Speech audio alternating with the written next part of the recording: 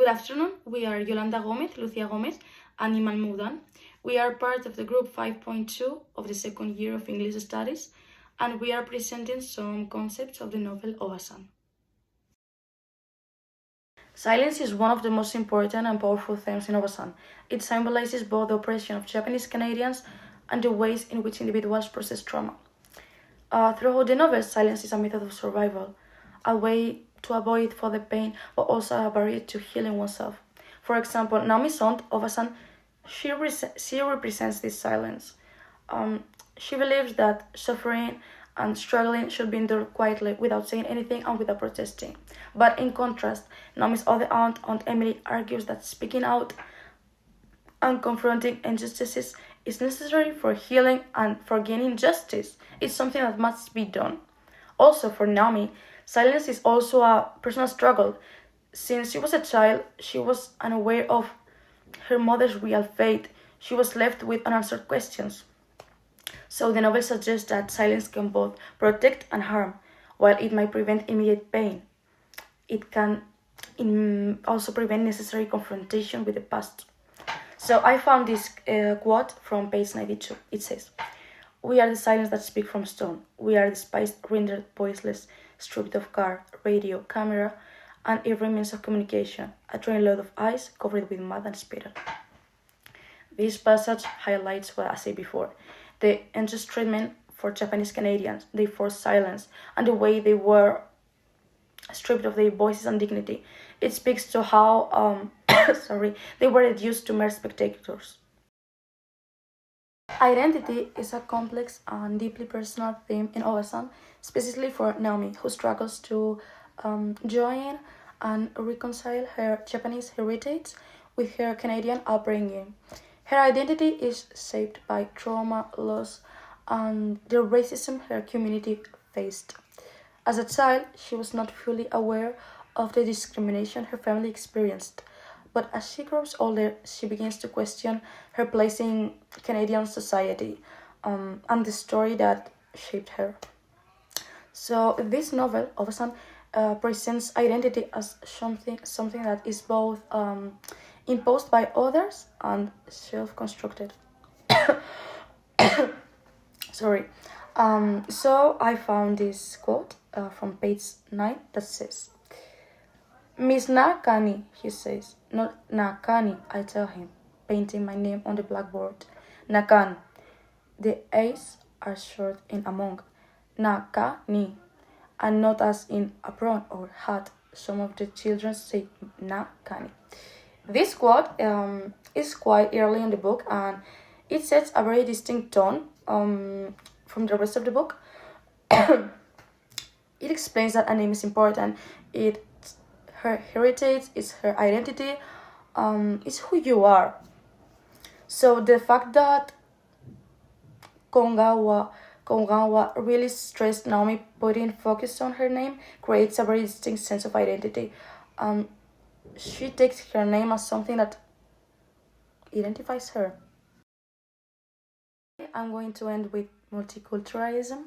Obasan critiques the idea of Canadian multiculturalism, exposing the hypocrisy of a nation that claims to embrace diversity while subjecting minority groups to discrimination. For example, Japanese Canadian minority. The novel is set during and after World War II, when Japanese Canadians were forcibly removed from their homes, placed in internment camps, and stripped for their rights. Despite being citizens, they were treated as enemies, revealing that Canada's commitment to multiculturalism was selective and conditional and null. It was non-existent. So finally, through Naomi's reflections and her family struggles, the book challenges the idealized image of Canada as a welcoming, multicultural society and country, showing instead how systematic racism shaped the experiences of many immigrants and minority communities, as the Japanese Canadians, as Naomi's family. So I'm going to leave it here, and my teammate Yolanda will talk about the Multiculturalism Act extending this concept and explain it with selective. Multiculturalism Act.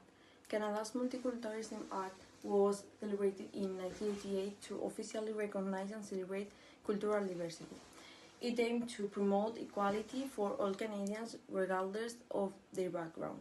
However, Obasan makes it's clear that Canada's history is not as inclusive as it seems. At one point, Naomi reflects on we come from our untold tales that wait for their telling. We come from Canada, this land that is like every land, filled with the wise, the fearful, the compassionate, the corrupt. This line suggests that Canada has a complex past with moments of both justice and discrimination. The Multiculturalism Act might have been a step in the right direction, but for Japanese people, the pain of past injustice could not simply be erased by new policies. Japanese internment. One of the darkest moments in Canadian history was the forced internment of Japanese Canadians during the Second World War. After Japan's attack on Pearl Harbor in 1941, the Canadian authorities classified the security risk despite there being no evidence of betrayal. Families were stripped of their homes and sent to internment camps in remote areas. The government makes paper airplanes out of our lives and fills us out the window. Some people return home, some do not. War, they all say, is war, and some people survive. This passage shows how Japanese Canadians were treated as if their lives were disposable. Some eventually returned to their communities, but many never recovered from the losses that they suffered. The idea of war is war was used as an excuse, but the reality of this is that this is not about war, it was about racism and fear. Redress movement. For decades, the Canadian government refused to acknowledge what had happened. Japanese Canadians were denied compensation, and many were even reported after the war. However, they fight for justice continue, leading to redress movement. It's like being offered a pair of crutches while I am straying down the street.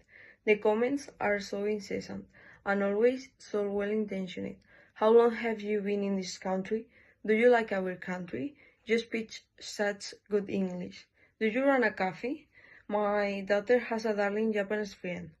Have you ever been back to Japan? So this step can be seen as a reflection of emotional and cultural struggles that fuel the religious movement, highlighting the long-lasting impact of forced displacement and the need for recognition. Furthermore, Overseen by Joy Kogawa explores the impact of this government, of this Canadian government, on those Japanese Canadians, and also addresses these concepts in order to be racist and discriminate them.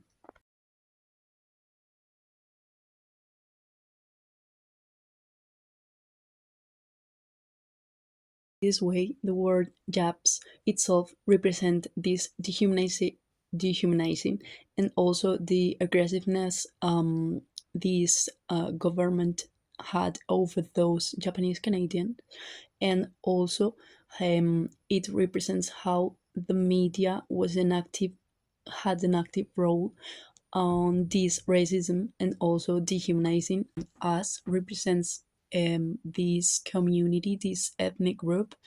Emily wants to represent a sense of loneliness at the same time of this dominance over them, of the government and also the society of Canada.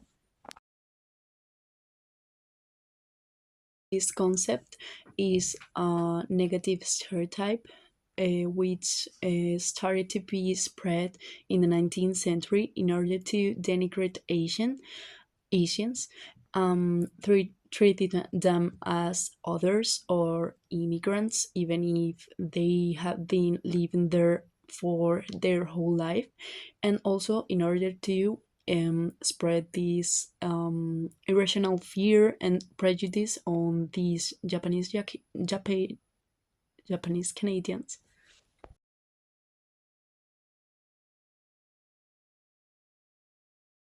In this way, Grandma Nakan's incomprehension of this reveals how this Canadian government dehumanized Japanese Canadians and also tried to justify their unfair treatment towards them.